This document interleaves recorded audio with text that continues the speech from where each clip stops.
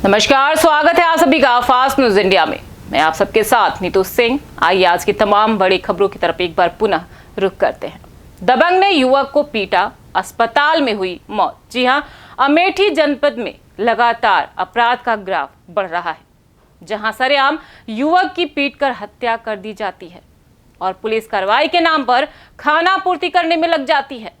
ये पूरी घटना अमेठी जिले के कोतवाली क्षेत्र जगदीशपुर अंतर्गत रामपुर मजरे उत्तर गांव की है, जहां पर शिपाल पासी बीती रात्रि 8 बजे बाजार से सब्जी लेकर घर वापस आ रहा था कि आरोप है कि गांव के ही बलवंत गुप्ता पुत्र स्वर्गीय गणेश गुप्ता लाठी डंडों से शिपाल को मारने पीटने लगे और जब तक आसपास के लोग बचाव में आते, आरोपी ने जमकर पिटाई कर दी, जिससे युवक शिपाल गंभीर रूप से घायल हो गया, जिन्हें परिवार वालों ने ग्रामीणों के सहयोग से अस्पताल पहुंचाया, जहां डॉक्टरों ने मृत घोषित कर दिया।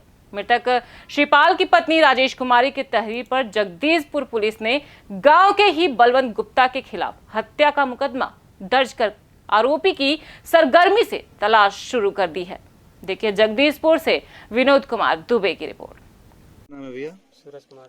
ये बताएं, आपके भाई की जो हत्या हुई है, क्या है पूरा मामला? वो सर वो सब्जी लेने गए थे, सब्जी लेकर आ रहे थे सर, वो रास्ते में क्लिनिक पर झगड़ा हो रहा था, तो वहीं से जा रहे थे, बस उन्हीं को मारना शुरू कर दिया। किससे झगड़ा हो रहा था? वो डॉक्टर से सर, वो जा रहे थे साइकिल पर, सर मारने शुरू कर दिया। उनसे कुछ विवाद ही न था, ना कुछ था। क्या कोई पुरानी दुश्मनी? नहीं सर, कोई दुश्मनी मुश्मनी कोई नहीं थी। क्या चाहते हैं आप? क्या कहते हैं सर, नाना बच्चे न खेती है न पाती है, कुछ तो होना ही चाहिए सर। इस बात की तहरीर आपने कहीं दी थी? नहीं सर। जी।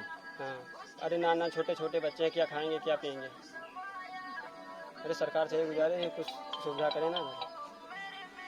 नहीं ऐसा होगा तो क्या होगा, दिन दहाड़ी से मर्डर होगा। आपके पति की हत्या हुई है, क्या है पूरा मामला? ये साहब सब्जी लावे गए रहे, हमें ऐसे के लिए सजा में साहब मार देने का है। तो कुछ कारण था पहले से? कोई नहीं दुश्मनी? साहब कुछ नहीं रही। कहाँ तुम्हारे पिते हैं? ये हूँ उत्तर गाँव। तो आपने इसकी कहीं शिकायत की है? नहीं तो पुरानी रंजिश कोई थी इनसे? नहीं रही। क्या चाहती हैं आप? क्या चाहते हैं साहब, हम आज चले गए इंसाफ चाहिए का।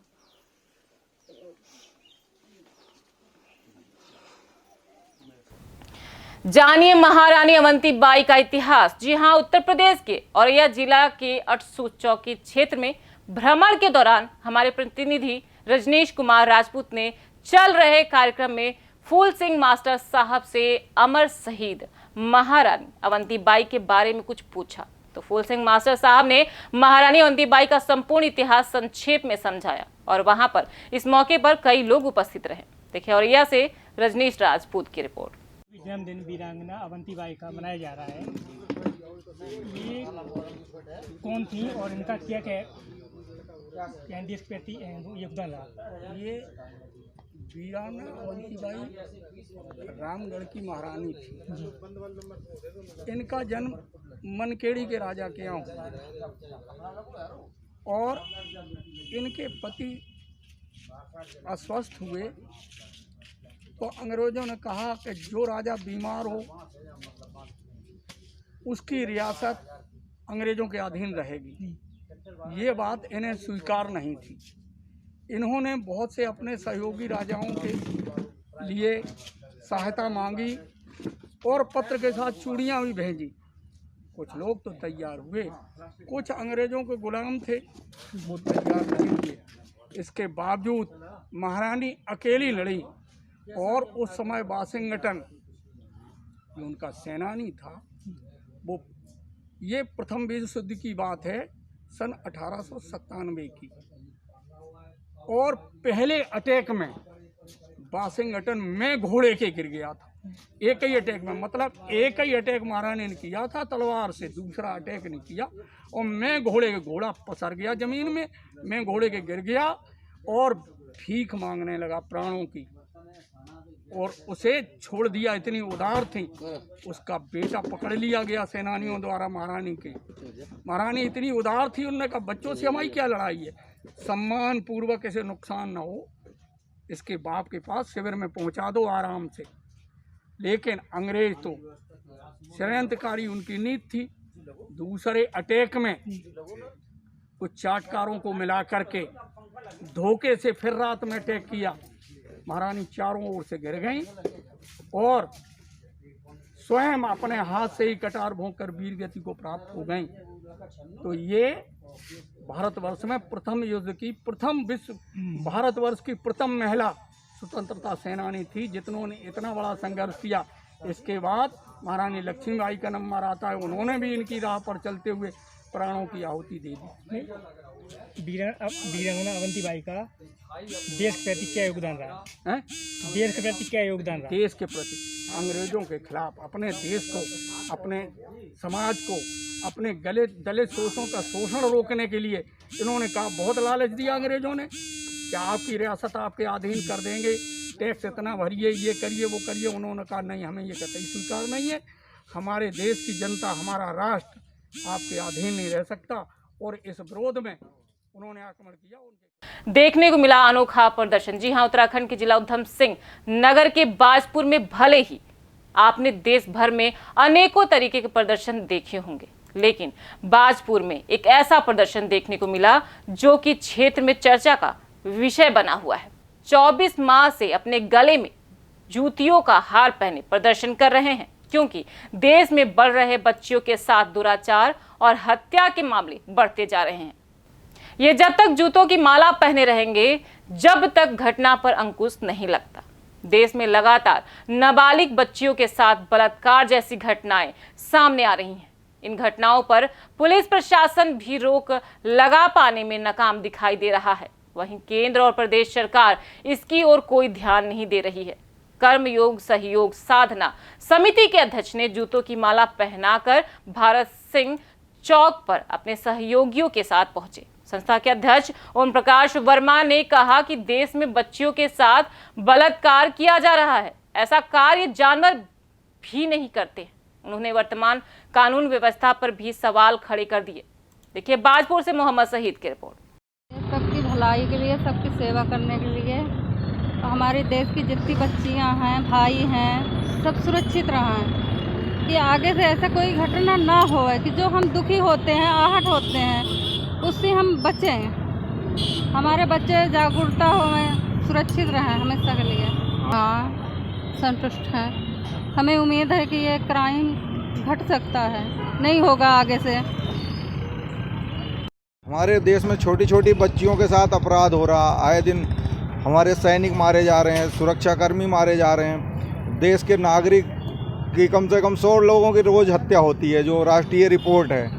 और हम इससे दुखी हैं, बहुत ही शर्मिंदा हैं। और हमने सबकी सुरक्षा के लिए, सबको न्याय सुनिश्चित करवाने के लिए सरकारों से भी और समाज से भी सबसे हम अनुरोध कर रहे हैं कि आप लोग सब जागृत हो जाओ और ये सब अपराध रुक सकते हैं। हमने अभी एक जो अपना एक तैयार कर रखा एजेंडा, उसके तहत पूरे देश से 15 दिन में ही अपराध ख़त्म हो सकते हैं। हमने पूरा अपनी 3 पत्रिकाएं अब तक प्रकाशित की है और RNI से रजिस्टर्ड है। उसमें हमने पूरा लिख रखा है कि कैसे कैसे 15 दिन में ही हमारे हिंदुस्तान से 99% अपराध ख़त्म हो। हमने दुखी होने का बनाया है। ये हम जब तक हमारे देश में 99% जो आज अपराध हो रहे हैं, इससे 99% जब तक नहीं घट जाता, जब तक हमें जूतियों की हार पहनूंगा। और हमने अपने बच्चों को भी सबको बता दिया, अपने परिवार में भी, कि अगर हम इस दौरान अगर हमारी मौत भी हो जाती है तो हम जब मर जाए ना, तो हमारे अर्थी पे भी फूलों की हार ना चढ़ाएं, जूतों की हार में ही भेजें। और मुझे विश्वास है कि जो हमारे पास परमात्मा ने जो मुझे प्रेरणा दी है, जो ज्ञान दिया है, उसके तहत मात्र 15 दिनों में ही हमारे हिंदुस्तान की कानून व्यवस्था दुरुस्त हो जाएगी। 6 महीने में न्याय व्यवस्था दुरुस्त हो जाएगा। चंदन के पौधों का किया रोपण। जी हां, हिमाचल प्रदेश जिला हमीरपुर तहसील भोरंज के अंतर्गत गांव टिक्कर खरवाड़ में चंदन हरड़ के पौधों का रोपण किया गया। पौधों का वितरण कैरियर पॉइंट यूनिवर्सिटी के vice chancellor Shri KS. Verma द्वारा किया गया। इस मौके पर vice chancellor Shri KS. Verma ने ग्रामवासियों को चंदन हरड़ के पौधे लगाने के बारे में विस्तार से जानकारी दी और इन पौधों से होने वाले फायदों के बारे में जानकारी उपलब्ध करवाई। इस मौके पर वाइस चांसलर के साथ आए registrar Sanjeev Sharma, deputy registrar Rana supervisor विचित्र सिंह, बीडीसी मेंबर त्रिलोक कुमार खरवाड़ा, सूबेदार मेजर विजय कुमार, सूबेदार जीवन सिंह और गांव के गणमान्य लोग मौजूद रहे। देखिए हिमाचल प्रदेश के हमीरपुर से रतन चंद की रिपोर्ट। मैं सब लोगों को ये अवगत करना चाहूँगा कि हमारा ये इलाका जो है वो चंदन के पौधे के लिए बहुत उपयुक्त इलाका है जी। चंदन जो पहले कर्नाटक, आंध्र प्रदेश और तमिलनाडु में हुआ करता है, वही चंदन हिमाचल प्रदेश में भी होता है। लोगों में धारणा होती है कि एक सफेद चंदन है और एक लाल चंदन है।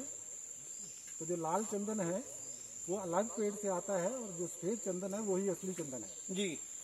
तो आज जो यहाँ पौधरोपण हो रहा है ये सफेद चंदन का है और सफेद चंदन की मार्केट वैल्यू जो आंध्र प्रदेश वाले चंदन की है उतनी हिमाचल में है जी। इसकी एक खासियत है कि ये पौधा जो है वो पैरासाइट है, मतलब इसका जो जीवन चक्र है, इसके पोषक तत्व है, इसकी जड़ें दूसरे पौधे की जड़ों में जाके प्राप्त करती हैं। ये इंडिपेंडेंट अपने आप पूरा पोषक तत्व नहीं बना पाता। इसीलिए जिन जगहों में हमारे शीशम लगा है, खैर लगा है या लंटाना लाल फुल्लू जिसे घासनी आज खराब हो चुकी है, उस जगहों में अगर हम जगह ये सैंडल का पौधे लगाएंगे तो आने वाले वक्त में 25-30 साल में हमारी जो ये घासनियाँ हैं वो चंदन से भरपूर हो जाएंगी और चंदन से आयल बेच के या चंदन की लकड़ी बेच के हमारी जो आमदन है वो बहुत अच्छी हो सकती है। तो मैं चाहूँगा कि सारी पंचायतें या पब्लिक रिप्रेजेंटेटिव लोगों को अवगत कराएं कि चंदन हिमाचल के स्पेशली हमीरपुर का जो जिला है जहाँ खाली पहाड़ियाँ हैं, लंटाना उग रहा है, खैर उग रहा है, शीशम है, उसके साथ साथ इसको लगाएं तो चंदन बहुत अच्छी तरह उगेगा और हरा भरा भी रहेगा और आने वाले वक्त में आपकी इकोनॉमी भी इम्प्रूव होगी। एक एक जो चंदन का पौधा है उसकी लकड़ी, आज चंदन की जो लकड़ी है वो भी 4 से 5 हज़ार रुपये किलो बिकती है और तेल तो 4 लाख रुपये किलो तक भी जाता है। तो मेहनत कोई नहीं है, इसको कहते हैं लो इनपुट, मतलब बिना ज़्यादा खर्च किए आप आमदनी कैसे लें उन ज़मीनों से जहाँ आज कुछ नहीं हो रहा है। तो पूरे वाटर साइड एरियाज में, घासनियों में आप चंदन लगाएं और आने वाले वक्त के लिए दूसरे पेड़ों की प्राइस से अच्छी आमदन आपको हो सकती है। धन्यवाद। थैंक यू सर, इतनी अच्छी जानकारी देने के लिए आपका बहुत बहुत धन्यवाद। बाढ़ से अभी तक नहीं सुधरे हैं हालात। जी हां, बिहार के सुपौल जिला के रामदत्त पट्टी पंचायत के छुर्रा पट्टी वार्ड 5 में बाढ़ के पानी के कारण लोगों का जीना मुहाल हो गया है। आने जाने के लिए सरकार और जिला अधिकारी की ओर से नाव की व्यवस्था नहीं की गई है। वहीं रामदत्त पट्टी के ग्रामीणों ने बताया कि हम लोगों को कोई साधन नहीं है जिससे लोग गांव से बाहर जा सके। हम लोग पानी में हेल कर बाहर जाते हैं जिससे जान माल का नुकसान होने का अंदेशा लगा रहता है। देखिए बिहार के सुपौल से फैज आलम की रिपोर्ट। क्या परेशानी है आप लोगों के साथ? हम लोग को सर सब परेशानी है, बहुत टपने से बहुत दिक्कत है, खाने पानी में सब चीज़ में दिक्कत है और सब घर में पानी घुस जाते हैं। अभी तक कोई देखने के लिए आया आप लोगों को? कोई नहीं। कोई सुविधा मिला है? कोनो सुविधा नहीं।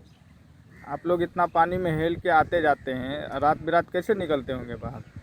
बेबस भी है सर, ओनाहिए टाइप का अथिए से पैदरे। तो आप लोग को कोई सुविधा नहीं मिला, यानी हेल के ही आते हैं और जाते हैं? हाँ, हेल के आते हैं। बच्चे सब कैसे आता जाता है? ऐना ही हेल का। वो लोग को कैसे कंधा पे लेके आते हैं या ऐसे हिला के लाते हैं? हाँ, नहीं हिल के लाते हैं, हिल के जाते हैं। क्या नाम हुआ आपका? कंचन देवी। कौन सा वार्ड है? 5 नंबर वार्ड। गाँव कौन है? छर्रापट्टी। खबरों का सिलसिला लगातार बरकरार रहेगा। आप बने रहिए फास्ट न्यूज इंडिया के साथ। तब तक के लिए मुझे दीजिए इजाजत। धन्यवाद।